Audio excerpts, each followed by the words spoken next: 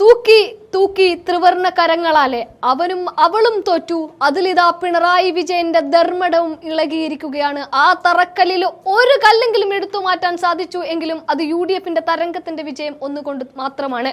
ആടി ഉലയുകയില്ല സാർ, ഈ കപ്പലിനൊരു കപ്പിത്താനുണ്ട് എന്ന് പറഞ്ഞ മന്ത്രി വീണ ജോർജിന്റെ അവരുമിതാ തോറ്റടിയുകയാണ്. ഇവിടെ ഏറ്റവും പ്രത്യേകതയുള്ള ഒരു കാര്യം എന്താണ് എന്ന് ചോദിച്ചാൽ, ഈ സമയത്ത് പിണറായി വിജയന്റെ ലീഡ് താഴോട്ട് പോകുന്ന സമയത്ത്, അവിടെ UDF കയറി വരുന്ന സമയത്ത് രാഹുൽ മാങ്കൂട്ടം ഇട്ട ഒരു ഫേസ്ബുക്ക് പോസ്റ്റ് ഉണ്ട്.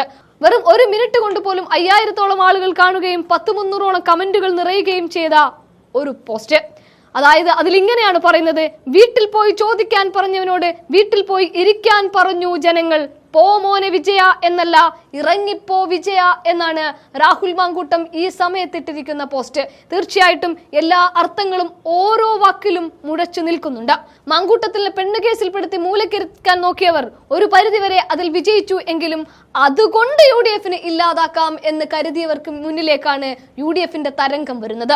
ധർമ്മടത്തിരുന്ന് ഞാൻ വോട്ടെണ്ണുന്നത് കണ്ടോളാം എന്ന് പറഞ്ഞുകൊണ്ടാണ്, അവിടെ മുതൽ ഞാൻ വീണ്ടും ഇതാ ക്ലിഫ് ഹൗസിലേക്ക് മൂന്നാമതും വരും എന്ന് പറഞ്ഞുകൊണ്ടാണ് പിണറായി വിജയൻ സകലരോടും നന്ദി പറഞ്ഞിറങ്ങിപ്പോയത് എങ്കിൽ ഇപ്പോഴത്തെ അവസ്ഥ എന്ന് പറയുന്നത് ഇതേ ധർമ്മടത്ത് തന്നെ താഴോട്ട് പതിക്കുകയാണ്.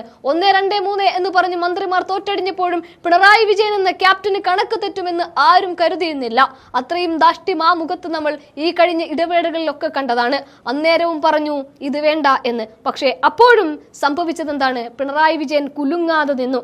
ഇവിടെയാണ് ഇതാണ് ട്രെൻഡ് എങ്കിൽ വിജയ തന്റെ പാർട്ടിയുടെ പൊടി പോലും ഉണ്ടാവില്ല കണ്ടുപിടിക്കാൻ എന്ന കമന്റുകൾ രാഹുൽ മാങ്കൂട്ടത്തിന്റെ പോസ്റ്റിന് താഴെ വരുന്നത്. പിന്നീട് നീ പൊളിക്കുമോനെ, നിന്റെ പുറകിൽ ഞങ്ങളില്ലേ എന്ന് ചോദിക്കുന്നവരുണ്ട്. ഇങ്ങനെ ആകെയുള്ള സംസ്ഥാനമായ കേരളത്തിലും ഇതോടെ ചുവപ്പ് കത്തിത്തീർന്നോ എന്ന് ചോദിച്ച് രാഹുൽ മാങ്കൂട്ടത്തിന്റെ പോസ്റ്റുകൾക്ക് മുഴുവൻ താഴെ വന്നിരിക്കുന്ന കമന്റുകളെല്ലാം അദ്ദേഹത്തിന് പോസ്റ്റും പിണറായി വിജയന് എതിരുമായിട്ട് ഇങ്ങനെ നിന്നുകൊണ്ടേ ഇരിക്കുകയാണ്. എന്താണെങ്കിലും വരും മണിക്കൂറുകളിലല്ല 10 മണിയിലേക്ക് അടുക്കുമ്പോൾ ഇതാണ് ബലസൂചന എങ്കിൽ പിന്നെ കാണാനുള്ളത് ഒന്നേ ഉള്ളൂ, അത് UDFന്റെ തരംഗമാണ്.